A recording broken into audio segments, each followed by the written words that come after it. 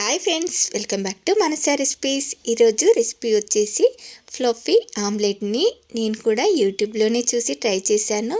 దీన్ని చేసుకోవడానికి ఇలా ఒక 4 ఎగ్స్ తీసుకొని వీటి నుండి ఇలా ఎల్లోని వైట్ని సపరేట్ చేసి తీసుకుంటున్నాను. చూడండి, 4 ఎగ్స్ని ఇలా ఎల్లో వైట్ సపరేట్ చేసుకున్న తర్వాత ఇలా వైట్లో ఒక చిటికెడంతా సాల్ట్ యాడ్ చేసుకొని దీన్నంతా కూడా ఇలా బాగా బీట్ చేసుకోవాలి. నేను యూట్యూబ్లో చూశాను, 10 మినిట్స్లో బీట్ చేసుకుంటే మనకి ఇది ఇలా ఫ్లఫీగా అవుతుందని చెప్పారు. కానీ నాకు ఇక్కడ 40 మినిట్స్ టైం పట్టింది ఇలా రావడానికి. బీటర్ ఉంటే కాస్త తక్కువ టైం పట్టచ్చేమో.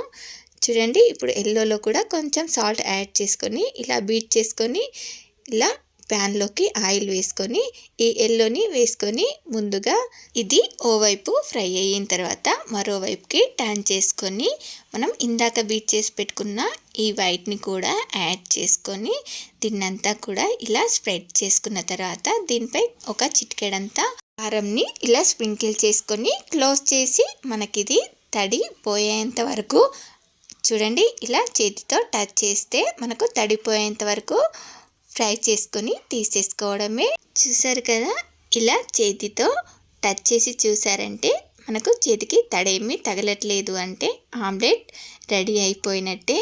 ఈ ఆమ్లెట్ చేసుకోవడం బీటర్ ఉన్నవాళ్ళు చేసుకుంటే బెస్ట్ ఏమో అనిపించింది నాకు. ఎందుకంటే దీన్ని బీట్ చేసుకోవడానికి టైం చాలా ఎక్కువగా పట్టింది. 4 ఎగ్స్ని ఒకేసారి ఆమ్లెట్ వేసినా కూడా అంతే ఫ్లఫీగా వస్తుందేమో అనిపించింది. అందుకనే బీటర్ ఉన్న వాళ్ళు ఈ ఆమ్లెట్ని ప్రిఫర్ చేస్తే బాగుంటుంది అనిపించింది.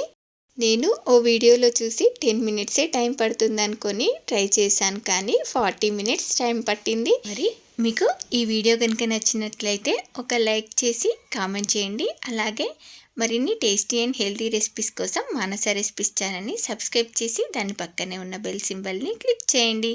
Thank you for watching my video.